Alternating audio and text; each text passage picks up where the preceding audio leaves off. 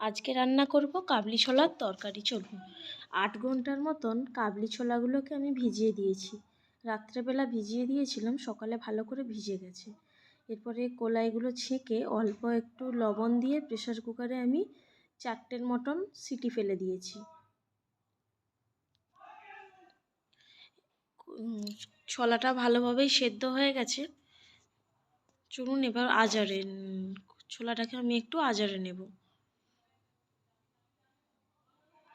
ছোলাটা সেদ্ধ হতেই অনেকটাই বেড়ে গেছে, ফেঁপে ফুলে গেছে। এবার আপনাদেরকে দেখিয়ে দিচ্ছি, এই দেখুন এরকমভাবে ছোলাটা সেদ্ধ হয়ে গেছে। এইদিকে আমি গ্যাসে কড়াইটা চাপিয়ে দিয়ে অল্প পরিমাণে সর্ষের তেল দিয়ে দিচ্ছি। তেলটা গরম হতে আমি এখানে দিয়ে দিয়েছি 3টে পেঁয়াজ, অল্প একটু গোটা কাজু, আর দিয়ে দেব একটা গোটা টমেটো। আপনারা চাইলে 1.5টাও দিতে পারেন, পরিমাণ মতন দেবেন। এবার আমি এইটা একটু ভালো করে নাড়াচাড়া করে নেব।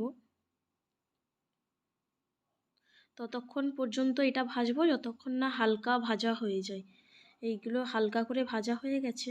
এবার মিক্সির বাটিতে এটাকে আমি ভালো করে পেস্ট বানিয়ে নেব। আমি খুব মিহি পেস্ট বানাইনি, দেখতে পাচ্ছেন। আর এখানে আদা রসুন বাটা ছিল, আমি ওইটাতে অ্যাড করে দিচ্ছি। আপনারা চাইলে আদা রসুনটাকেও কড়াই ভেজে দেবেন, খুব সুন্দর লাগবে। আর অল্প একটু সর্ষের তেল অ্যাড করে নিয়েছি কড়াতে। তারপরে তেলটা গরম হওয়ার পরে আমি এখানে দিয়ে দিয়েছি একটা তেজপাতা আর একটা এলাচ। আপনারা চাইলে গোটা গরম মশলাও দিতে পারেন, আমি দিইনি। এরপরে আমি এখানে যে মশলাটাকে পেস্ট করে রেখেছিলাম, পেঁয়াজ, আদা, রসুন, টমেটো, কাজু, এটা আমি কড়াইয়ে দিয়ে দেব। কড়াইয়ে দিয়ে একটু গ্যাসটাকে বাড়িয়ে ভালো করে ভাজা ভাজা করে নেব। তারপরে মশলা অ্যাড করব। এখানে আমি দিয়ে দিচ্ছি পরিমাণ মতন হলুদের গুঁড়ো, এরপরে দেব পরিমাণ মতন লঙ্কার গুঁড়ো,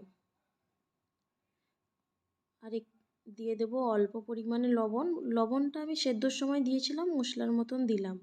আর দিয়েছি কাশ্মীরি রেড চিলি পাউডার, আর এখানে দিয়ে দেব চানা মশলা। চানা মশলাটা কিন্তু এই কাবলি ছোলার তরকারিতে দিলে তরকারির স্বাদটা খুব সুন্দর লাগে।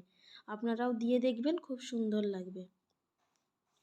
এই দেখুন মশলাটা আমি ভালো করে কষিয়ে নিয়েছি। আর এরপরে মশলাটাতে আমি দিয়ে দেব অল্প পরিমাণে জল। অল্প একটু জল দিয়ে আমি আবার 2 মিনিটের মতন মশলাটাকে কষিয়ে নেব।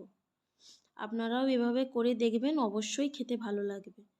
এই দেখুন মশলাটার থেকে তেল ছাড়া শুরু করে দিয়েছে। এরপরে যে সেদ্ধ করে রাখা ছোলাগুলো আছে, মটরগুলো আমি দিয়ে দিচ্ছি। মটরগুলো দিয়ে আমি ভালো করে নাড়াচাড়া করে নেব। ততক্ষণ কষাবো যতক্ষণ না ছোলাগুলোর গায়ে মশলাটা ভালো করে লেগে যায়। এরপর আমি অল্প একটু জল দিয়ে দিচ্ছি। জল দিয়ে আমি 10 মিনিটের মতন ফুটিয়ে নেব। আর অল্প পরিমাণ আমি চিনি অ্যাড করেছি, 1/2 চা চামচের মতন। আপনারা দিয়ে দেবেন, যেটা আমার ক্লিপে দেওয়া হয়নি।